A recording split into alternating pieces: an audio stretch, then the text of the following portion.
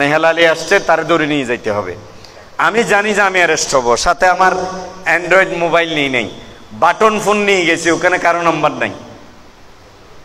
আমি গেলাম, ওনারা আমার ওই সময়কার যারা ক্ষমতার প্রতাপে, দুর্দান্ত প্রতাপে মানুষকে মানুষ মনে করছে না, তারা বললো যে আপনি কেন ভাই ভোট দিতে আসছেন? আমি যদি ভোট দিতে না আসি তাহলে ষোলক বহরের কে ভোট দিতে আসবে বলেন?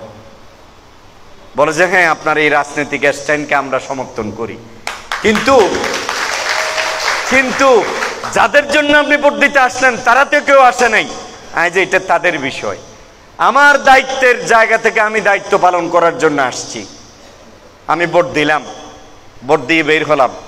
বের হয়ে আসার আগেই 15-20 জন এসে আমাকে জামায়া ধরে কোলে করে তারা তাদের টেম্পোতে তুললো, বলে যে থানায় যেতে হবে। যে ভাই, বড়র দিন তো কোনো থানা টানার কাম নাই, বড়র দিন তো সব কেন্দ্রের কাজ। বলে যে আপনাকে পাইবা মাত্র নিয়ে যাওয়ার জন্য উপরের থেকে নির্দেশ আছে। এই উপর হন্য এরকম। আর তো জানি তো উড়ে জিবে আসিবেন, নাম কি? আল্লাহ। আল্লাহর উড়ু তো আর কে নেই। আর হদিব হন উড়ে হদে থানাত গেলে বুঝতে পারবেন। অমা আর লই যেন গারত থানার ঢুকাই, হরে ঢুকাই 3 তালার উদ্দে এসাই হল জেন্ডে থাহে 5টা স্থানান রুম একখান লই যে হদে এন্ডে বইয়ন বিস্কুট চা বেগিন আনিদির অনেন্ডে বউ ইন হন। কিছুক্ষণ পর আমি মনে মনে চিন্তা করতেছি আমি অ্যারেস্ট হবো, এটা আমি জানতাম। মনে মনে চিন্তা করতেছি এখানে কেন নিয়ে আসলো। তা আমি যে কোনোভাবে আমার পরিবারকে খবরটা পৌঁছাইছি। এখন একটু পরে আমি কি পরিমাণ ভাগ্য চিন্তা করতেছি, অ্যারেস্ট হইয়া আমি বিশাল ভাগ্যবান। আপনারা অবাক হবেন, স্যাব্রনের একজন ডাইরেক্টর, ডাক্তার, চট্টগ্রাম মেডিকেল কলেজের নাম করা একজন প্রফেসর, ওনাকে কলার ধরে আমার সামনে দিয়ে এভাবে কলার ছিঁড়ে ফেলেছে, বোতাম টেনে নিয়ে এনে আমার সামনে বসাইল। আমি খুব অবাক হলাম, কিরে আমি তো আল্লাহর মেহেরবানি সুন্দরভাবে আসছি। উনি ডাক্তার শাহাদাত ভাইকে ভোট দেওয়ার জন্য আমেরিকা থেকে আসছেন 1 মাস আগে। হ্যাঁ, ওনাকে এনে টেনে হিসছে। কেন টেনে হিসছে? কথা বলতে পারতেছে না। আমি মনে করছি স্ট্রোক করে ফেলবে।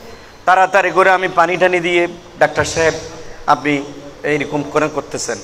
বলে যে আপনি কে? আমি পরিচয় দিলাম। বলে যে হেলালি সাহেব, আমার দেখতেছেন আমার জামা? তাড়াতাড়ি করে আমাকে পিঠ দেখালো। পিঠে দেখি যে টানাটানির দাগ বসে গেছে। ফর্সা মানুষ, পিঠে টানাটানির দাগ বসে গেছে। ওই ডিউটি যেটাতে ছিল এসআই যেটা, আমি বললাম যে একটু এদিকে আসেন। বলে যে কথা শোনার সময় নেই, আমাদের সময় একটু পরে হবে, আসেন এদিকে আসেন। এই সরকার শেষ সরকার নয়। এরকম একজন মেধাবী সন্তানকে শুধুমাত্র ডাক্তার শাহাদাত ভাইকে মেডিকেল সেন্টার একটা ভোট দেওয়ার অপরাধে বলে যে না, ওনাকে আসতে বলেছিলাম। জি জি জি, না উনি মেডিকেল কলেজে ডাক্তার শাহাদাত ভাইকে ওইটা তো 9 আসনে মেডিকেল।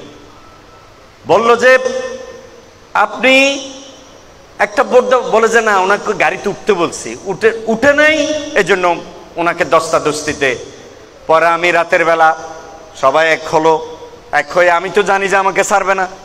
আমি প্রথমে বললাম যে সর্বপ্রথম এই ভদ্রলোককে ছাড়ার ব্যবস্থা করেন, শুধু ছাড়বেন না, পৌঁছে আসার পরে ওনার থেকে ক্ষমা চান, পুরো থানার সবাই এসে মাপ চান।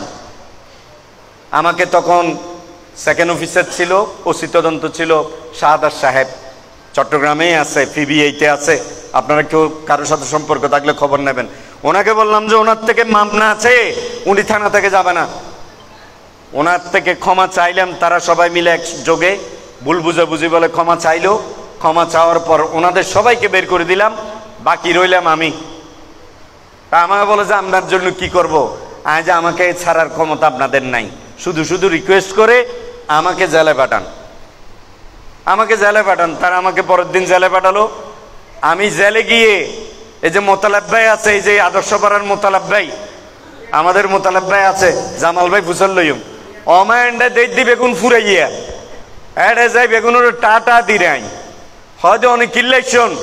আজ বড় কি তোরা জানে বেল্লাসি দেরি, তোরা তো কিছু না জানো।